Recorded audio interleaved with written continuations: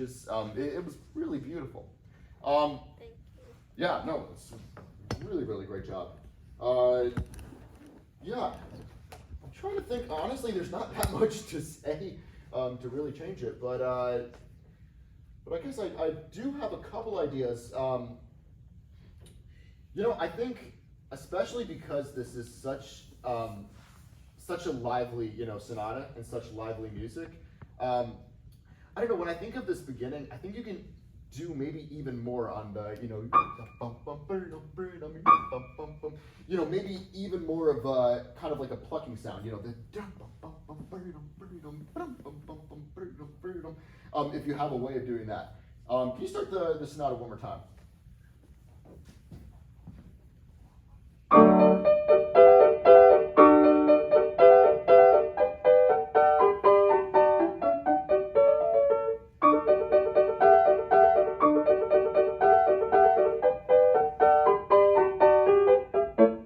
Nice. That's beautiful. When you're doing I notice you're doing sometimes those together. Is there any way to do a little bit more of a separation between them? Almost like that. Some kind of because you have this beautiful and I love that you do different things within the piece. And I think when you're starting the sonata, I really like that you're kind of pacing yourself through it, so you're not giving everything away from the very beginning. But if it could have a little bit more of a ring to it, you try it one more time.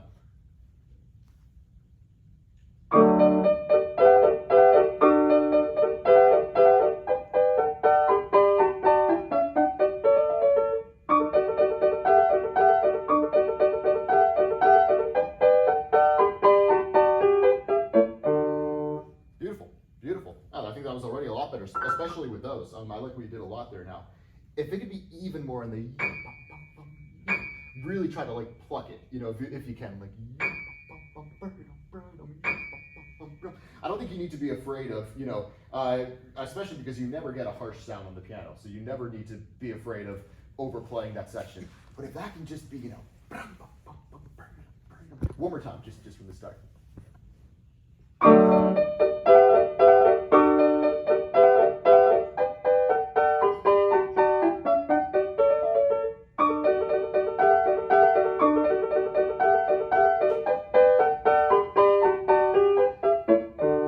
Beautiful, and keep going on. That was great.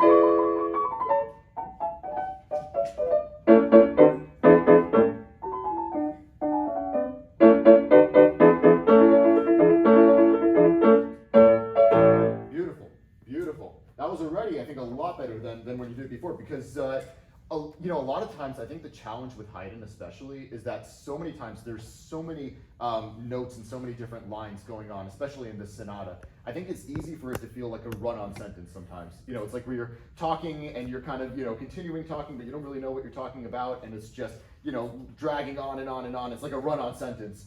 And I think sometimes that's always the challenge with a piece like, I think any of the sonatas by Haydn, because he wrote so much music. It's just kind of so much of this kind of whimsical character going on at one time. But I think already the way that you did it, you had just a beautiful natural way of shaping it that I really liked. One thing, when you go to that passage, when you're doing the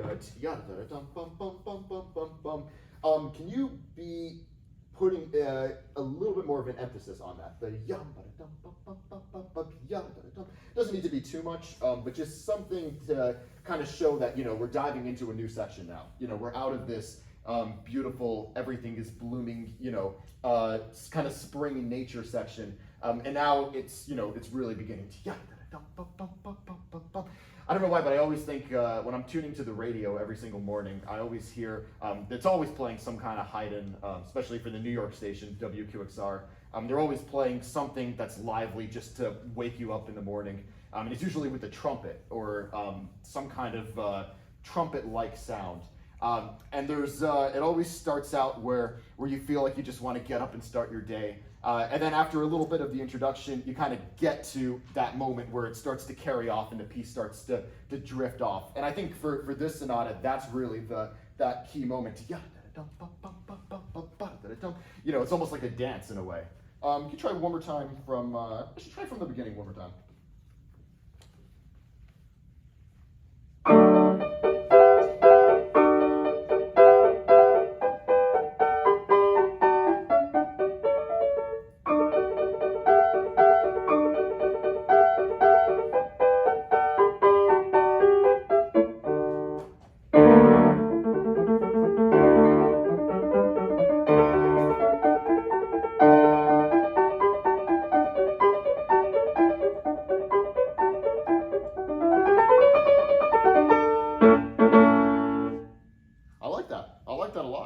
And it had a very nice shape to it.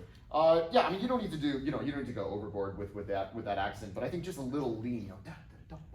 I think it's even okay if it moves a little bit, you know. You know, if you can really think of it, almost in really in two, almost in there, because so much of this is, I know it's written in cut time. I think here, this is where it's starting to dance. That was a lot better. I'm gonna move ahead a little bit. By the way, I love what you do here when it hits that B flat there. You really sing that out, and it's really beautiful what you do. I think you can have a little bit more power when you're coming to these octaves over here. Some kind of difference from you know this singing whatever it is, and then you know whatever the notes are, just to have a little bit more contrast. Maybe start from that section.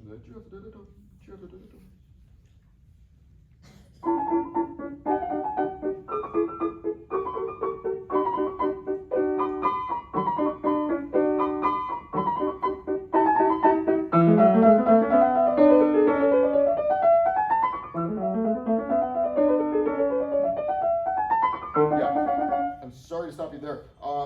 If there can be a little bit more of a crescendo going on, especially leading into that dum, bum, bum, bum, bum, I think sometimes the phrase of it gets a little bit lost. If it could be it's almost like, you know, it's this run-on sentence, but it's, you know, continuing more and more. Let me see if I can.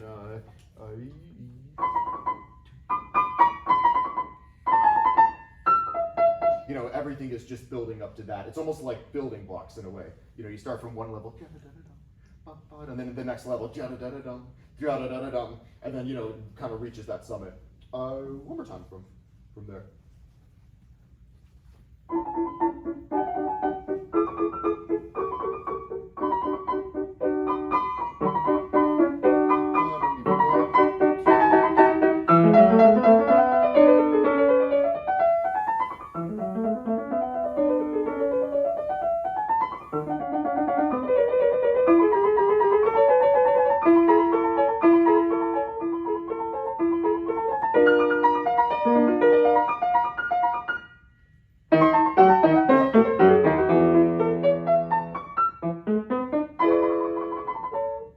That's beautiful. That was really beautiful. I love what you did there. And same thing with these. These are just cute, you know. You know, they're just little, I don't know, it could be little snowballs or little, just it's nothing, you know. I mean, going back to spring, it can be like little, you know, the whatever you call them, dandelions, the I don't know what you call them, the you know little dandelion flower stem things, whatever they are. And it's like when you blow them and you know, and you can kind of see them disappear in the sky. I think they're like small dandelion seeds. Yeah, exactly. Those little dandelion seeds. Yeah, I don't know. I always think of it when I think of this. I just think this is the cutest sonata because it's just so lively and so cheerful. You know, there's like nothing that's grim about this. It's just uplifting. But that being said, let's hear a little bit of the development because that's where it really starts to have some interesting modulations, and I think that's where the sonata kind of you know takes a little bit of a different turn. Can you start after the bum ba dum? Just after the repeat sign, wherever's a good place for you.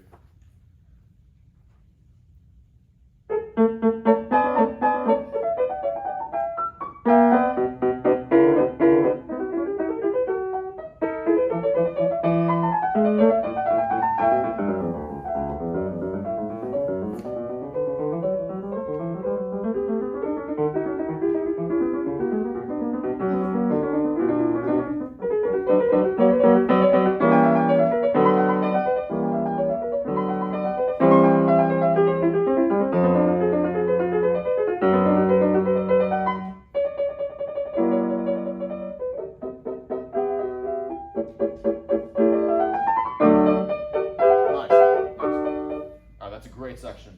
And there's so much going on now. You know, all of a sudden we've kind of left this whole spring nature, and this is, I don't know, this is preparing for something else. I wouldn't say we're getting to winter yet, but maybe we're in fall.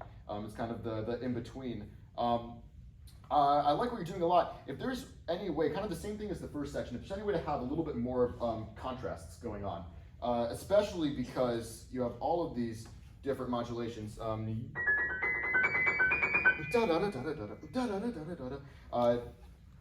If there's any way to have a little bit more crescendo for some of these, just to really build up to. I love what you do, by the way, there coming down. I think that's a great way. And again, you really sing out these notes beautifully. But I think that if there's any way to have more changes going on in this section, because when you come back to the, you know, I think the audience should feel like it's like you've gone on some kind of adventure, you've gone on some kind of voyage, and then you return as if nothing happened, and it's like you just completely resumed where you left off. But I think in order to do that, you have to, you know, really go through something in this middle part. Yeah, maybe just experiment. You know, try something totally different with this middle part. You know, whatever comes in mind, whatever you feel spontaneously in the moment. You know, one more time from the same spot.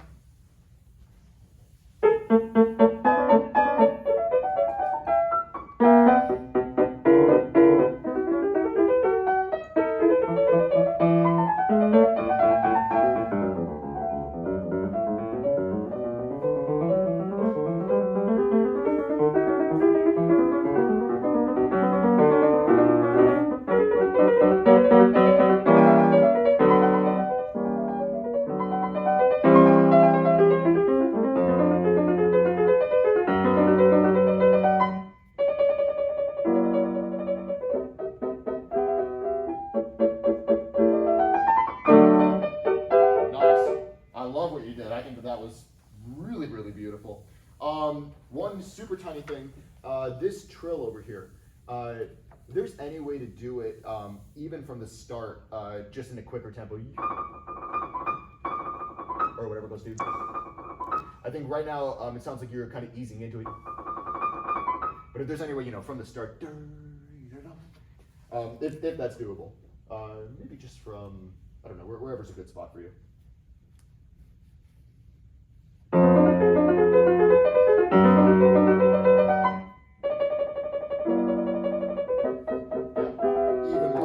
Don't be afraid to, you know,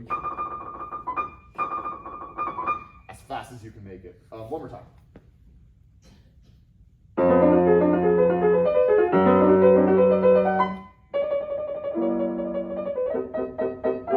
Nice. And sorry to bug on it. If there's any way to, as soon as you make it, then go to piano, then you. so that there's really a sharp, you kind of start with a little accent. One more time.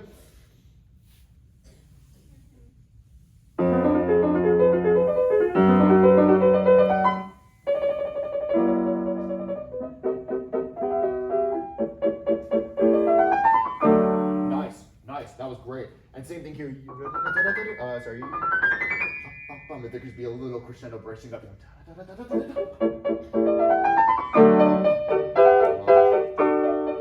Yeah, perfect. Keep going. That's great.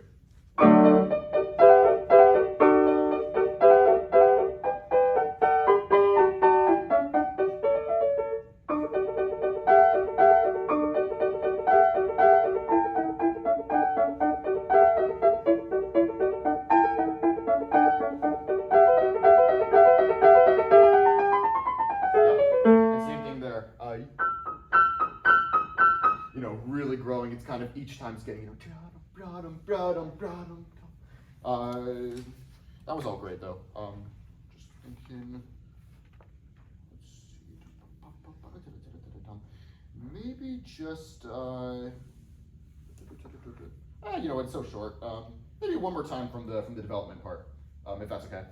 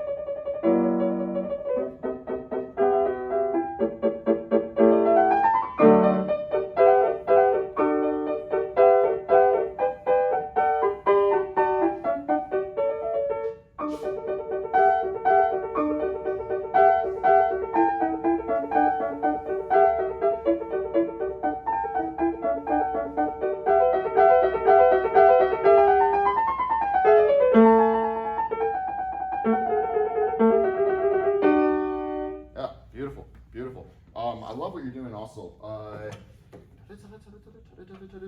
Maybe here you can bring out a little bit more of the bass. Because the first time I think you brought out the, I think now, you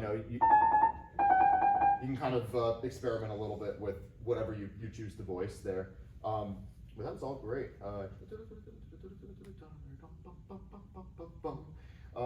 And I think this time it's different. I guess it is marked the same. Let me hear how you do that part one more time. Maybe from just from the jump.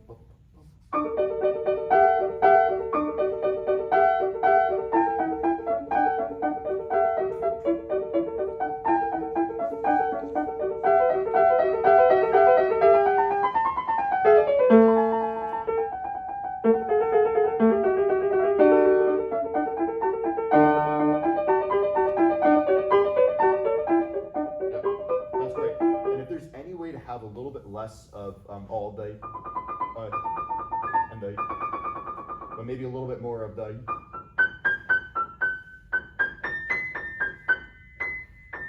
They're almost like little bells or little drops of rain coming down. Just from here. Wherever you want to go from.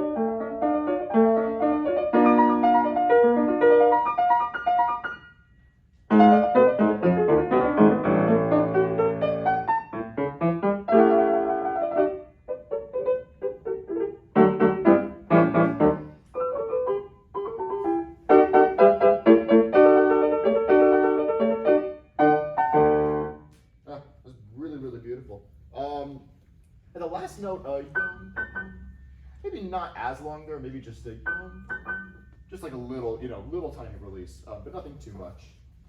Almost like it's an afterthought,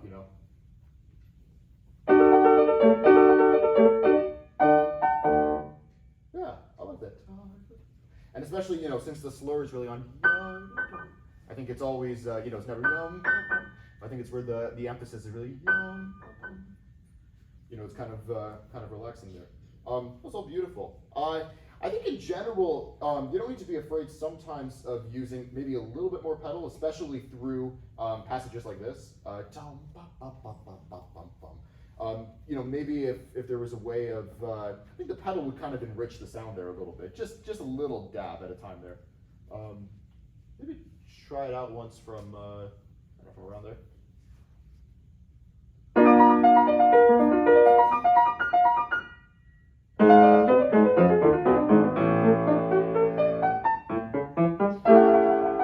Yeah, if there's a way of using it a tiny bit on each of these. Dum, bum, bum, bum, bum, bum, bum.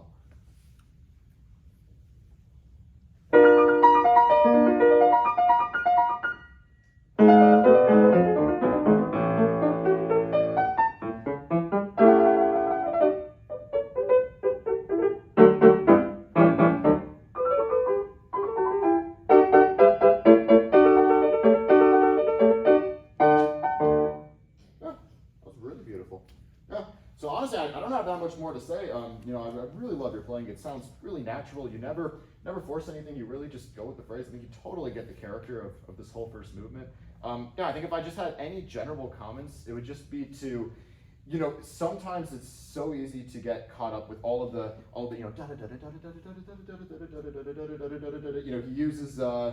he uses that D and A so much. This. And I think that's the part that can kind of feel like it's just dragging on and on. Even from this, I really love now what you're doing in that whole development section. And I think just as much contrast as you can make throughout this whole first movement, it just brings the piece to life. But it sounds really, really great on it. I don't know, do you have any questions for the first movement? Or are there any parts that ever give you trouble?